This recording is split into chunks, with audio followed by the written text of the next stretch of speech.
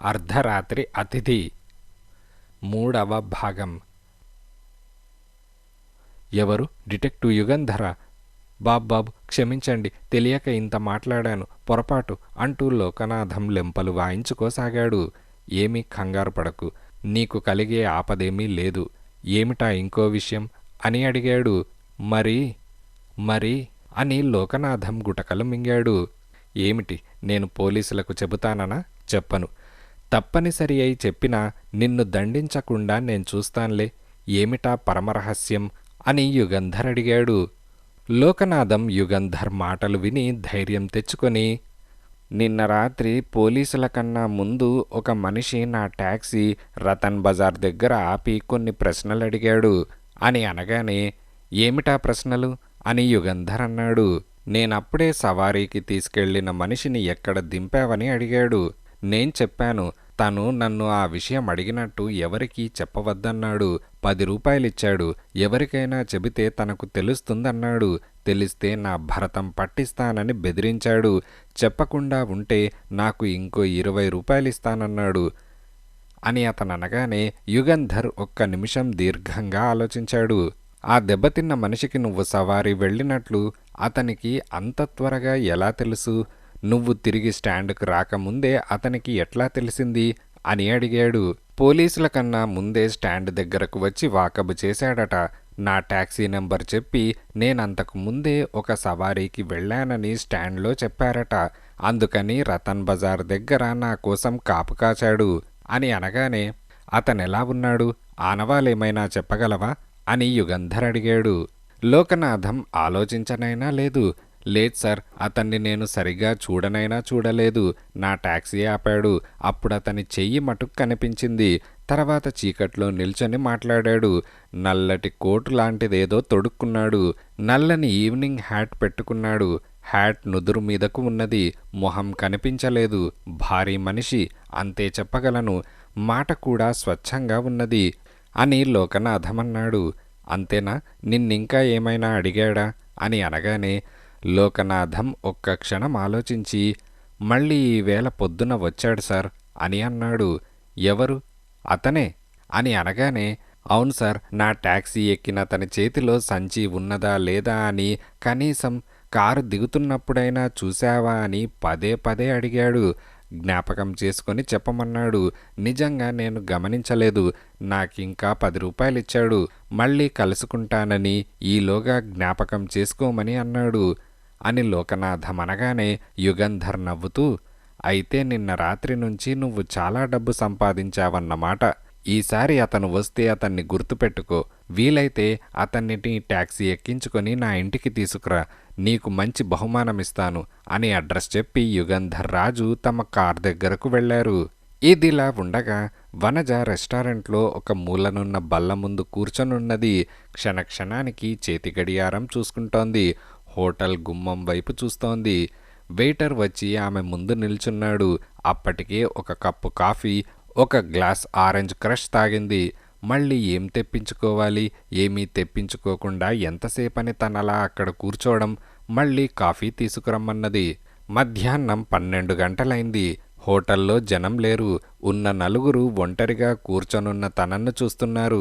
ఆఖరికి hotel manager, server కూడా ఆమెనే చూస్తున్నారు. 10:30 నుంచి అక్కడ కూర్చొనున్నది. ఎంతసేపైనా అతను అంతులేడు. అరగంట క్రితం పరిగెత్తి అతని ఆఫీస్కి ఫోన్ చేసింది. ఆఫీస్లో లేడని చెప్పారు. వనజకు కళ్ళనీళ్ల పర్యంతమైంది. ఇప్పుడు తనేం చేయాలి? ఈ హోటల్లో నుంచి బయటకు వెళ్ళాలి. ఎంతసేపు ఈ హోటల్లో కూర్చోవడం? పొద్దున్న సత్యం ఆఫీస్కి వెళ్ళిన అరగంట తర్వాత ఎవరో కుర్రవాడు సైకిల్ మీద వచ్చి తలుపు తట్టాడు. ఎందుకైనా మంచిదని వనజ తలుపు తీయకుండా కిటికీ దగ్గర నిల్చొని ఎవరని అడిగింది. ఆఫీస్ నుంచి సత్యం పంపాడని, వనజను వెంటనే బయలుదేరి మెరీనా క్యాంటీన్కు రమ్మన్నాడని, తను అక్కడ ఆమెను కలుసుకుంటాడని, అర్జెంటు పనున్నదని సత్యం చెప్పమన్నాడని చెప్పి ఆ కుర్రవాడు వెళ్ళిపోయాడు. వనజ వెంటనే ముస్తాబై మెరీనా క్యాంటీన్కు బయలుదేరింది. మౌంట్ రోడ్లో బస్సు దిగి ట్రిప్లికేన్లో బస్సు ఎక్కింది. మెరీనా దగ్గర బస్సు దిగుతూ ఉండగా బస్సులో ఎక్కే జనంలో ఎవడో తన హ్యాండ్ బ్యాగ్ లాగేశాడు. ఎవరో లాగేశారని తెలుసుకుంది గాని ఎవరైనది చూడలేదు. కేకేద్దామని నలుగురికి చెబుదామని అనుకున్నది. కానీ మరుక్షణమే తన అన్న తనను వెంటనే మెరీనా హోటల్కు రమ్మన్న విషయం జ్ఞాపకం వచ్చి ఊరుకున్నది. హ్యాండ్ బ్యాగ్ ఎవరో దొంగలించారని అరిస్తే పోలీసులు రావడం, తను పోలీస్ స్టేషన్కు వెళ్లడం, అక్కడ రిపోర్టు రాసివ్వడం అంతా చాలా ఆలస్యమవుతుంది. అదీగాక హ్యాండ్ బ్యాగ్లో 2-3 రూపాయలు, ఒక చిన్న రుమాలు, ఒక పౌడర్ డబ్బా తప్ప ఇంకేమీ లేవు. పోతే పోయిందిలే అని అనుకుని మెరీనా హోటల్కు వెళ్ళింది వనజ. హోటలంతా గాలించింది. కానీ ఎక్కడా సత్యం కనిపించలేదు. ఇంకా రాలేదేమో అనుకొని తను ఒక మూల బల్ల ముందు కూర్చున్నది. గుమ్మం వైపు చూస్తూ సత్యం కోసం కాచుకున్నది. తీరా హోటల్కు వెళ్ళి ఏమీ తీసుకోకపోతే బాగుండదని కాఫీ తెప్పించుకున్నది. తర్వాత ఆరెంజ్ క్రష్ తెప్పించుకున్నది. ఇప్పుడు మళ్ళీ కాఫీ తెప్పించింది. 12 గంటలు దాటింది. సత్యం జాడలేదు. పోనీ ఇంటికి వెళ్ళిపోదామా అంటే ఎలా?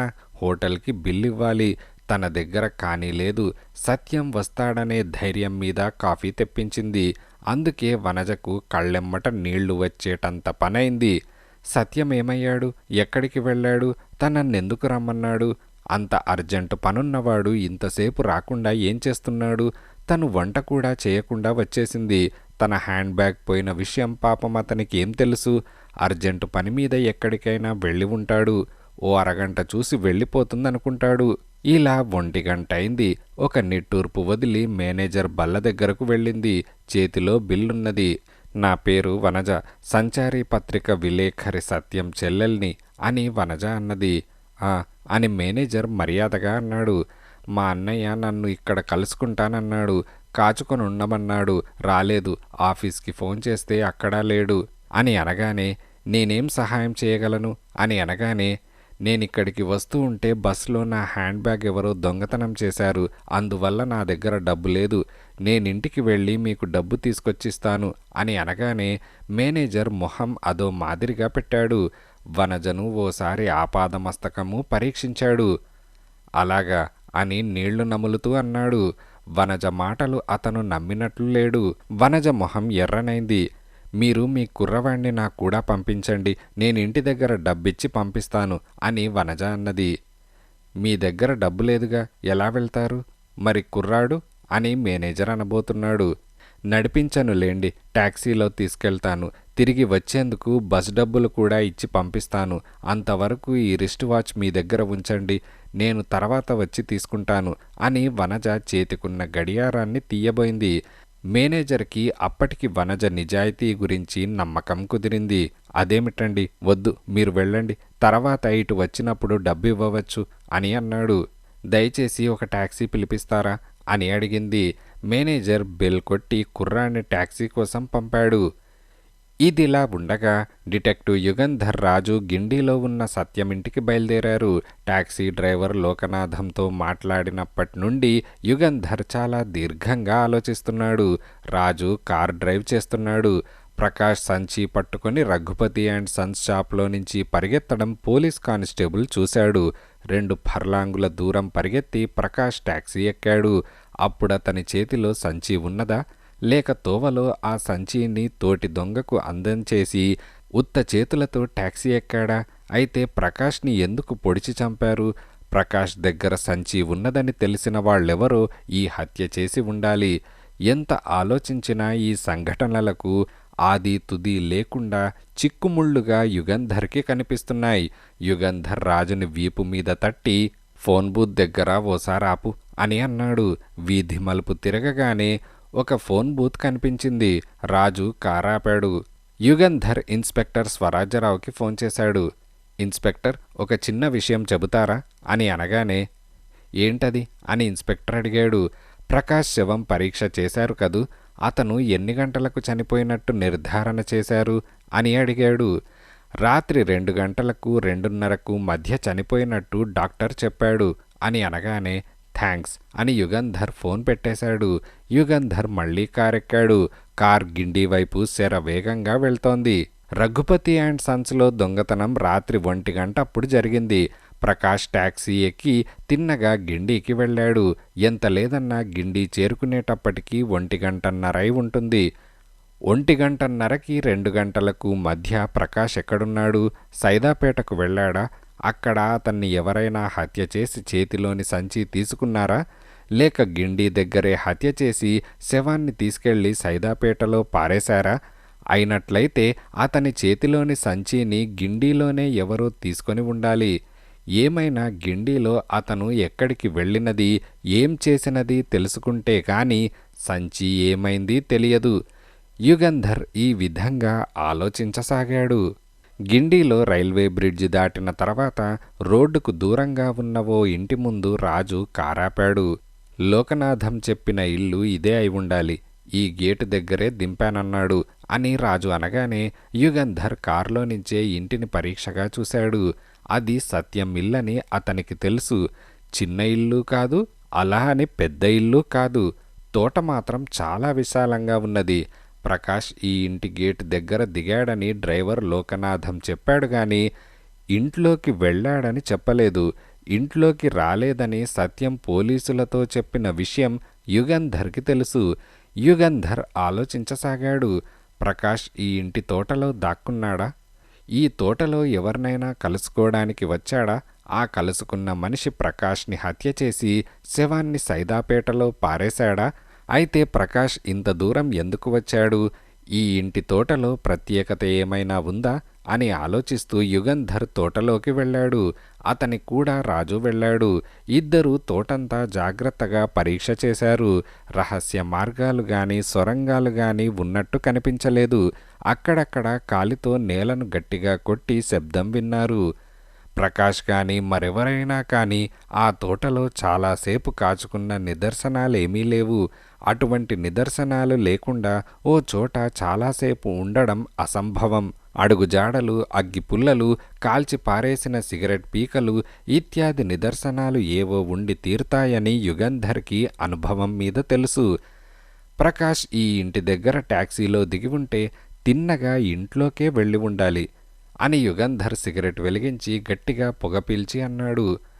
అయితే ఇంట్లోకి వెళ్ళి విచారిద్దాం అని రాజు సలహా ఇచ్చాడు. యుగంధర్ రాజు ఇంటి గుమ్మం దగ్గరకు వెళ్ళి తలుపు తట్టారు. జవాబు లేదు.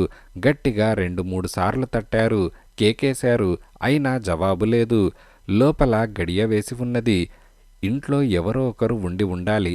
పెరటి గుమ్మం వైపు వెళ్ళి చూసిరా అని యుగంధర్ రాజును పంపాడు. 5 నిమిషాలలో రాజు హడావిడిగా తిరిగి వచ్చాడు. సార్ సార్, పెరటి గుమ్మం తలుపు తెరిచి ఉన్నది. నేను లోపలికి వెళ్ళాను. ఇల్లంతా ఎవరో తలక్రిందులు చేశారు. సామాన్లన్నీ చిందరవందరగా పడున్నాయి. హాల్లో నేల మీద ఒకతను పడి ఉన్నాడు అని అన్నాడు. యుగంధర్ పెరటి గుమ్మం వైపు పరిగెత్తాడు. గబగబా హాల్లోకి వెళ్ళాడు. హాల్లో సోఫాల మధ్యన పడున్న మనిషి దగ్గరకు వెళ్ళాడు. ఒకసారి ఆ మనిషిని ఆపాదమస్తకము చూసి వంగి నాడి పరీక్ష చేసి ఒక నిట్టూర్పు వదిలి ప్రమాదమేమీ లేదు, నాడి కొట్టుకుంటూనే ఉన్నది అని మళ్లీ వంగి పడున్న మనిషి మొహాన్ని పరీక్షగా చూశాడు యుగంధర్.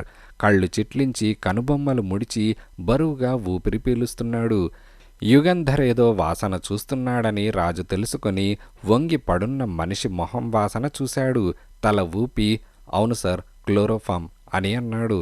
సరే, ఓ 5 నిమిషాల్లో లేస్తాడు. నేనోసారి ఇల్లంతా చూసొస్తాను, నువ్విక్కడే ఉండు అని చెప్పి యుగంధర్ ఒక్కొక్క గది పరీక్ష చేయసాగాడు. వంటిల్లు మొదలుకొని పడక గది వరకు అన్ని గదులు ఎవరో అత్యవసరంగా గాలించినట్టు స్పష్టంగా కనిపిస్తోంది. వస్తువులన్నీ గదుల్లో చిందరవందరగా పడి ఉన్నాయి. ఇది సామాన్యమైన దొంగల పనిమల్లే లేదని యుగంధర్ నిర్ణయించుకున్నాడు.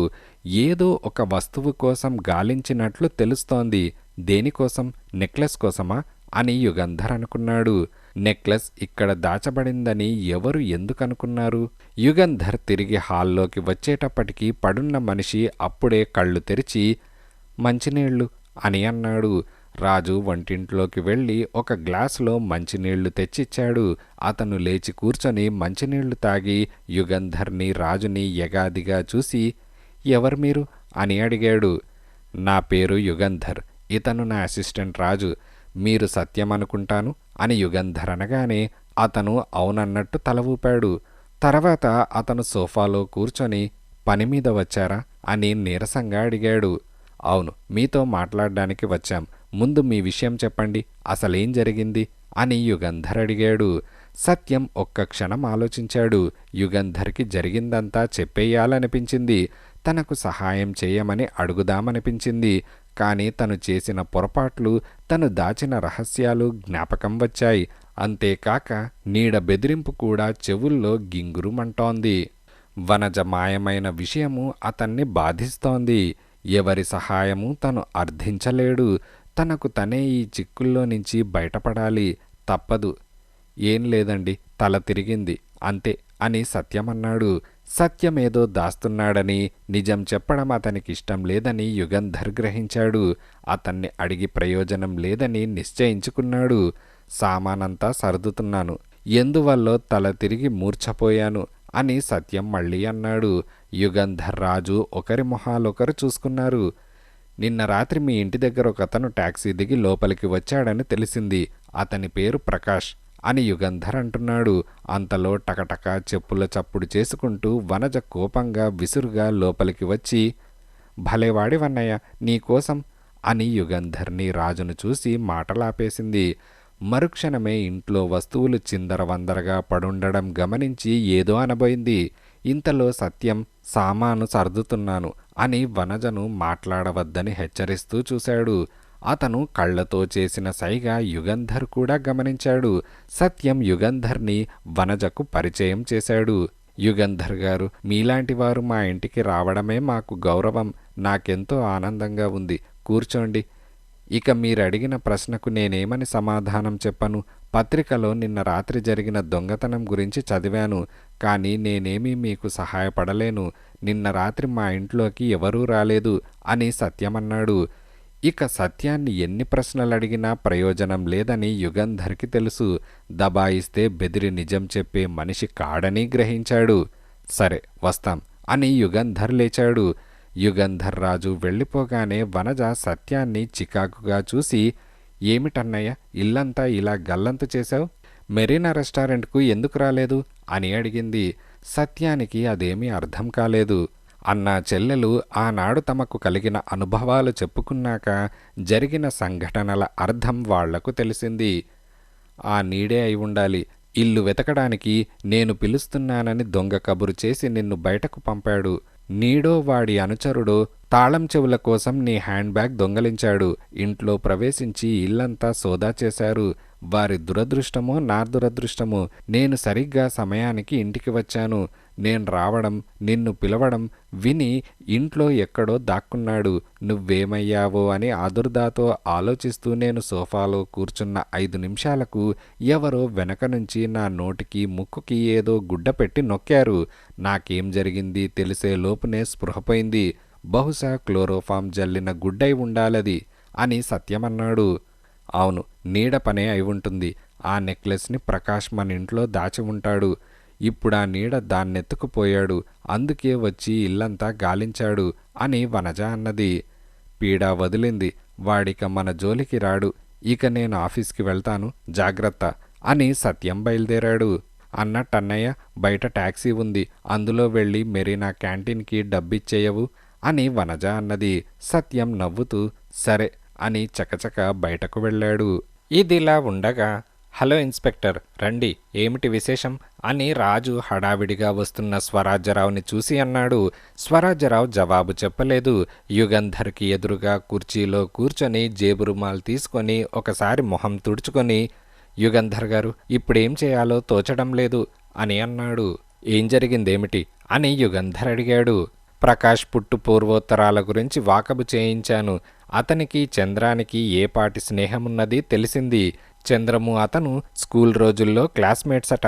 అంతేకాదు, ఇంకో కొత్త విషయం తెలిసింది. సత్యం చెల్లెలు వనజ, ప్రకాష్ చెల్లెలు మీనాక్షి స్నేహితురాళ్ళు అని ఇన్స్పెక్టర్ యుగంధర్ ఏమంటాడు అని ఆగాడు. కనుక సత్యానికి ప్రకాష్కి ఏదో సంబంధం ఉందంటారు అని యుగంధర్ అనగానే, అవును, ప్రకాష్ గిండికి వెళ్ళి సత్యం ఇంటి ముందు టాక్సీ ఆపి దిగి లోపలికి వెళ్ళాడు. ఇది కాకతాళీయంగా జరిగినది కాదని అనుమానం కలుగుతోంది. సత్యం ఇంటికి వెళ్లాలనే ఉద్దేశంతోనే వెళ్ళి ఉండాలి. సత్యాన్ని అడిగితే ప్రకాష్ ఎవరో తనకు తెలియదన్నాడు. మీనాక్షి తన చెల్లెలు స్నేహితురాళ్ళు అని ఒప్పుకున్నాడు. ప్రకాష్ తన ఇంటికి రాలేదన్నాడు. సత్యం అసిస్టెంట్ కమిషనర్ స్నేహితుడు. నేను చాలా జాగ్రత్తగా మెలగవలసిన అవసరమున్నది అని స్వరాజ్యరావు అనగానే, అవును ఇన్స్పెక్టర్, సత్యానికి నిన్న జరిగిన సంఘటనలకు ఏదో సంబంధం ఉన్నదని నాకు అనుమానంగానే ఉన్నది. అతనేదో దాస్తున్నాడు అని తను సత్యం ఇంటికి వెళ్ళడం, అక్కడ తను చూసినది విపులంగా చెప్పాడు యుగంధర్. స్వరాజ్యరావు లేచి, నేనిక వెళ్తాను, ఈ విషయం చెప్పేందుకే వచ్చాను, సత్యాన్ని ఓ కంట కనిపెడుతూ ఉండండి అని అన్నాడు. ఇదిలా ఉండగా క్రితం రాత్రి నిద్ర లేకపోవడం వల్ల వనజ త్వరగా పడుకున్నది. ఆ వేళ సత్యం కూడా త్వరగా ఇంటికి వచ్చాడు.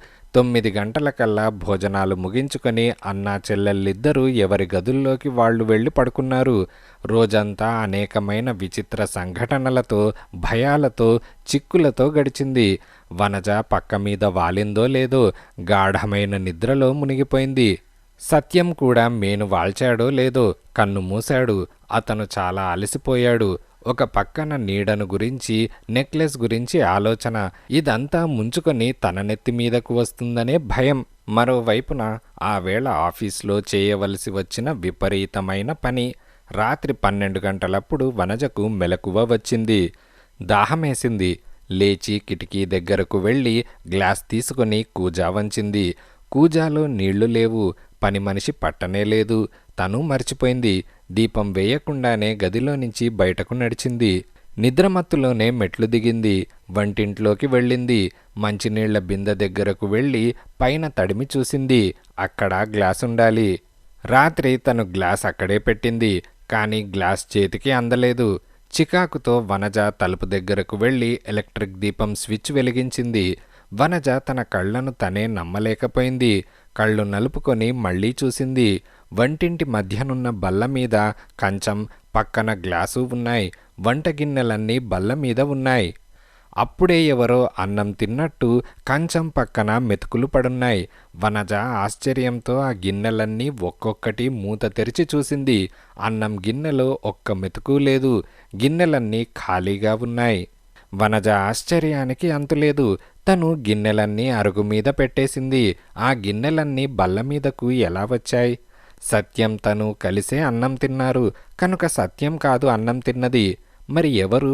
తన ఇంటికి వచ్చి రహస్యంగా అన్నం తినవలసినంత ఆకలి ఎవరికి వేసింది? వనజ మళ్ళీ గిన్నెలన్నీ చూసింది. ఆమె పెదవుల మీద చిన్న నవ్వు వెలిగింది. ఆ తిన్నవారికి తన వంట చాలా రుచిగా ఉండాలి. ఆఖరికి కరివేపాకు కూడా తినేశారు. ఆ వచ్చినది ఎవరు? దొంగ. అయితే దొంగలించుకుపోకుండా తాపీగా ఎందుకు భోజనం చేస్తూ కూర్చున్నాడు? నేల మీద సిగరెట్ బూడిద, ఒక సిగరెట్ పీక కనిపించాయి. చాలా సావధానంగా సిగరెట్ కూడా కాల్చాడన్నమాట. కనుక మగవాడే అయి ఉండాలి. ఇంట్లోకి ఎలా ప్రవేశించాడు? వంటింటి కిటికీకి ఊచలున్నాయే. ఇంతలో పక్కనున్న నీళ్ల గదిలో నీళ్లు ఒలకపోస్తున్నట్లు చప్పుడైంది. వనజ గబగబా వెళ్ళింది. ఎవరు అని కేకవేసింది. ఎవరో నీళ్ల గదిలో నుంచి ఒక్క పరుగున బయటకు వచ్చారు. వంటింట్లో నుంచి దీపం వెలుగు కొంచెంగా నీళ్ల గది తలుపు మీదకు పడుతోంది. అతను తలుపు వరకు పరిగెత్తుకు వచ్చి వనజను చూసి ఆగిపోయి చెయ్యెత్తాడు. అతని చేతిలో పెద్ద రాయి ఉన్నది. వనజ అతని మొహంలోకి చూసింది. రాయి పెట్టి తల మీద కొడతాడేమోనని భయపడింది. అతను వనజ కళ్ళలోకి చూశాడు. వనజ అతని కళ్ళలోకి చూసింది. ఎత్తిన చెయ్యి నెమ్మదిగా దింపేశాడు. తప్పు పని చేసిన వాడి మల్లే తల వంచుకున్నాడు. వనజ నోటంట మాట రావడం లేదు. అతన్నే చూస్తోంది. అతను పొడుగ్గా ఉన్నాడు. తీర్చిదిద్దిన ముఖరేఖలు, ఎత్తైన నల్లని జుట్టు, విశాలమైన నుదురు, దట్టమైన కనుబొమ్మలు, మాసిన గడ్డం. అతని కళ్ళలో ఉన్న అనిర్వచనీయమైన శక్తి ఏదో ఆమెను సమ్మోహితురాల్ని చేసింది. అతను నిల్చున్న తీరులోనే ఉట్టిపడుతున్న ఠీవి ఆమె మనసుకు మైకం కల్పించింది. అతని రూపంలోని గాంభీర్యం ఆమె హృదయాన్ని వశపరుచుకున్నది. అతని వంక చూస్తూ అలాగే నిలబడిపోయింది. ఆమె మనస్సులో ఏ ఆలోచన లేదు. గుండె మాత్రం దడదడ కొట్టుకుంటూ కొత్త అనుభూతులను కలిగిస్తోంది. అతనెవరు? ఎందుకిక్కడున్నాడు? తనిప్పుడేం చేయాలి? ఇవన్నీ వివేకానికి సంబంధించిన విషయాలు. వనజకు ఆ క్షణాన వివేకం లేదు.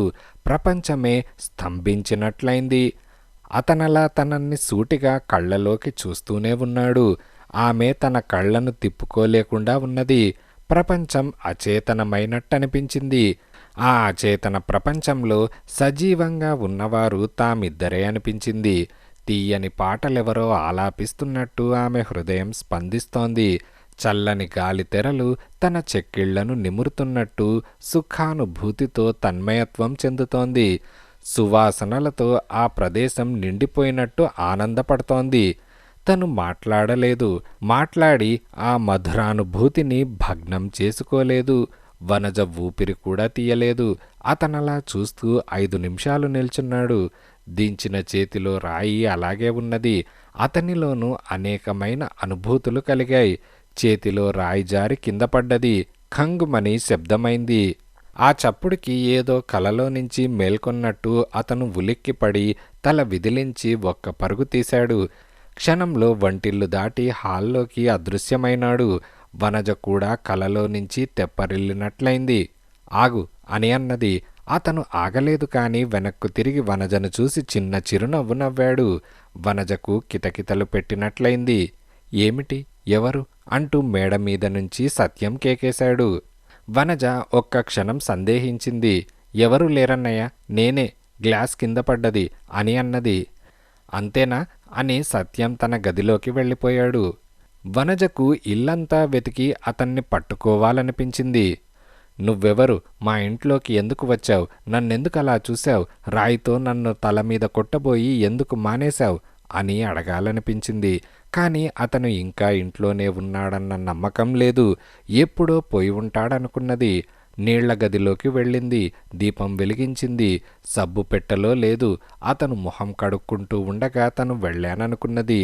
అతనెవరు? అతనికి ఈ ఇల్లు లేదా, తిండి లేదా? అర్ధరాత్రిళ్ళప్పుడు ఇళ్లలో జొరబడి తిండి తిని మొహం కడుక్కొని పోతాడేం? ఇది దొంగతనం చేసినట్టు లేదు. పిచ్చివాడా?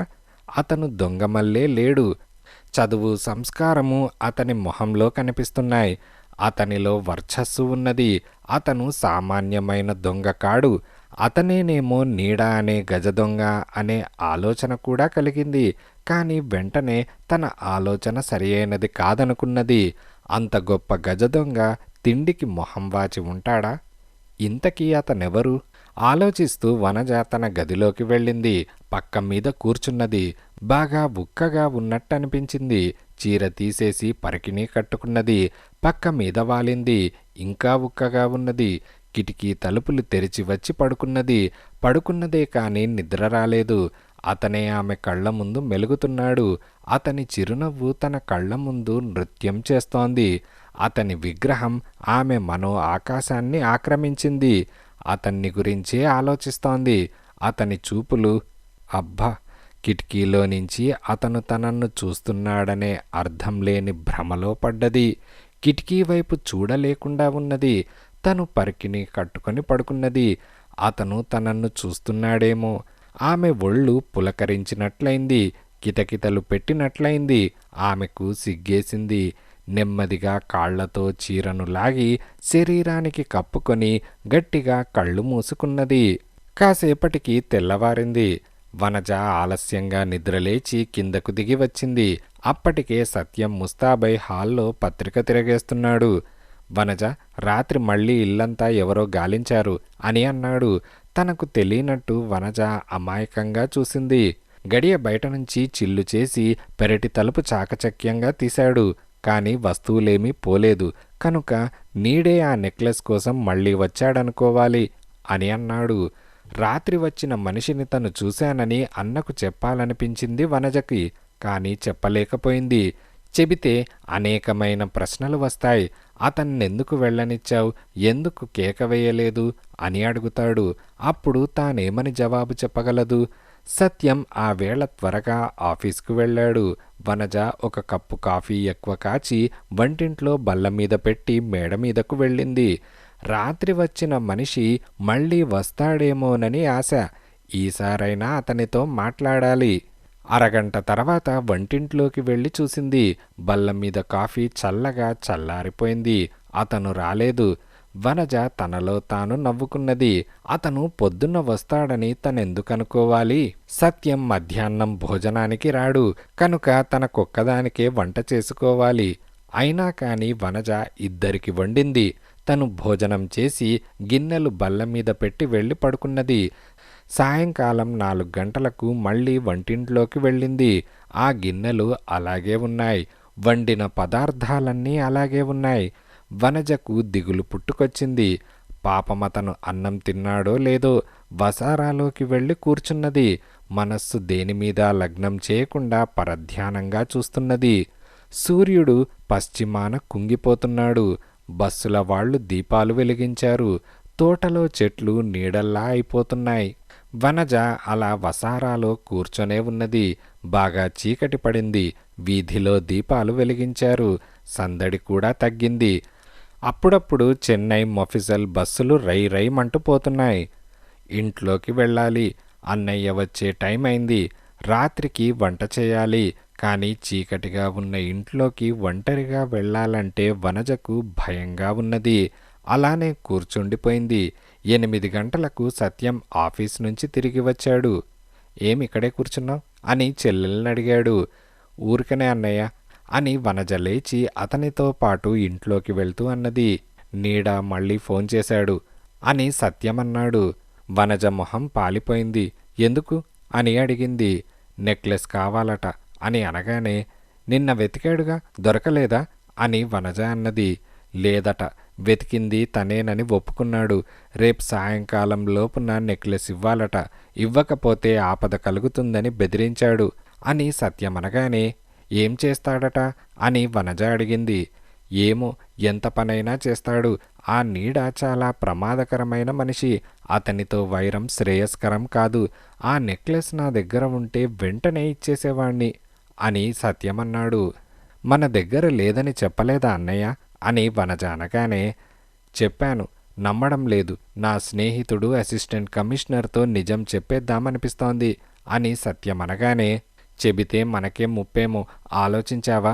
పోలీసులతో మనం ఇన్ని అబద్ధాలు చెప్పాక ఇప్పుడు మన మాట నమ్ముతారా?